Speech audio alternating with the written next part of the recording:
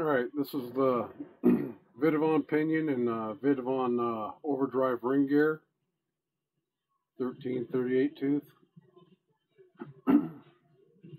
And we'll do the same little test with a shim on this side.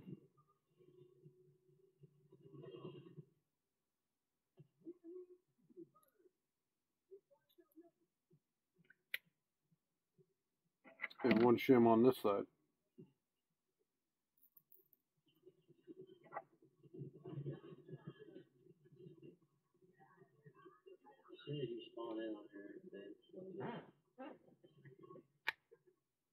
Alright.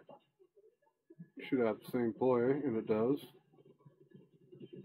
Same play back and forth. So we'll push it all the way this way. Cover back on. And I shouldn't be able to push it anywhere that way. Nothing. And push it back. Try it again. It's all the way this way.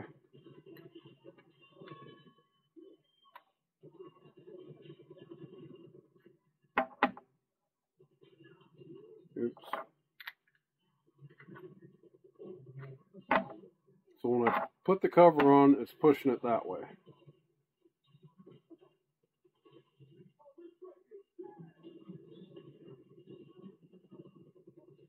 Okay, what you're seeing there is it's rocking out.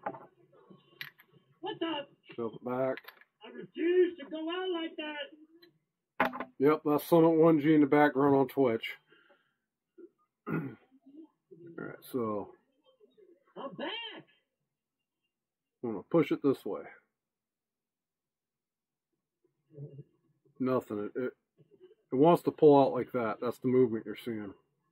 So there's putting the cover on. It's the same thing with the stock gear. It's pushing everything that way for the gear mesh. So prove that this will slide back. Okay. Boom. Put the cover on. Take it off. It's pushed it that way, putting the cover on. And there it goes back. So we'll go back to the shimming. Shim is on the bearing. I'll add one more shim.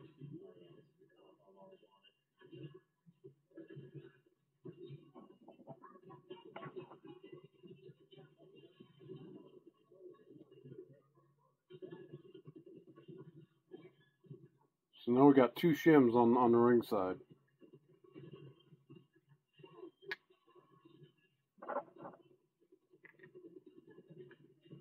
Put the cover on. Make sure it's pushed all the way this way. Put the cover on. Take it off. I don't think we needed to break it down there. Okay. Nothing going that way. We get against you all day, it's your fault. A little bit less coming back. Cover on. I have to eliminate it. That way. Just pull it back on this one. Hello? As you can see, putting the cover on is pushing it that way. Pull it back. So we'll try a third shim. One on the bearing, one here, third shim here.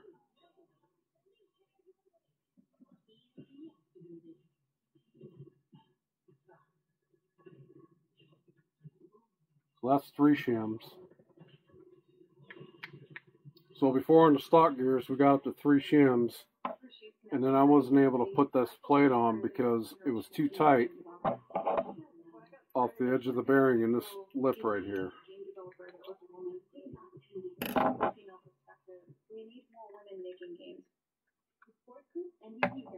Alright.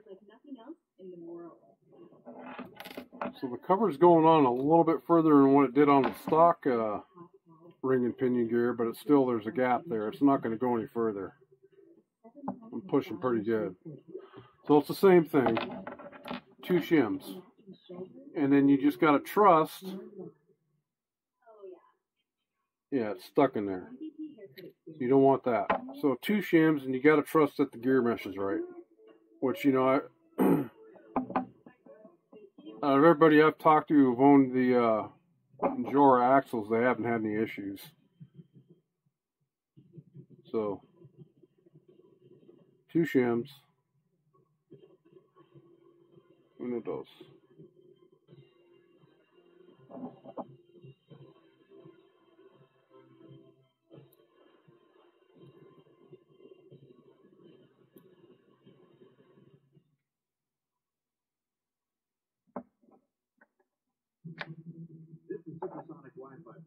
It still has room to slide back and forth, but now that it's shimmed and you put this on, it'll make it that much, just a little bit tighter. You know, the thickness of that shim. So that's the only guarantee you got that you're shimmed and you're meshed right. But like I said, so far I haven't really heard any complaints, and even that's with the stock gears on these injora axles. As much as I'd like to have Vitavon, because you know, I did some pretty nice stuff. I got my my axial rift is full on Vitavon, and I got some Trill shock towers and Vitavon brace. So you know, this axial scx6 does have some Vitavon on it. I might get the drive shafts later on because of the problem with the pins popping out in the drive shafts. So I might get those down the road. But for the price of these injora axles, and they don't look too bad, I got them 162 plus tax. It's a hell of a savings. And like I said, people aren't really complaining about them. Of course, the Vitavon guys are just praising their stuff, but you know, they spent $500 or more. You know, especially once you get the portals. That's another plus side of the Vitavons. You can do portals, which is pretty huge. The only other thing I wished that I knew is if I wish I knew if I could remove this. I would like to be able to remove some material in here just for clearance issues on the rocks, but I won't, because I would hate to break these. But they seem pretty damn beefy. I mean, this upper brace, all this is part of the axle. So the idea of, you know, you bending an axle with all this on top, all this material on top, you'd have to be bashing on it pretty hard, and I'm just going to be slow crawling most of the time. So this is something I'm considering hardcore, is removing this material in here. Just looks like a rock snagger, but we'll see.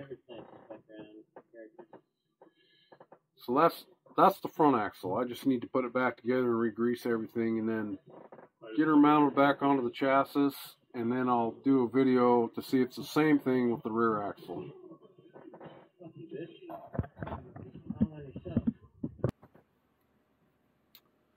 The rear axle I shimmed the same as the front. 2 shims on this side and left the 1 shim on that side. So 2 and then 1 over here. It came stock with the stock axles with a shim on this side and a shim on this side. So now it's 2 on this side, 1 on that side.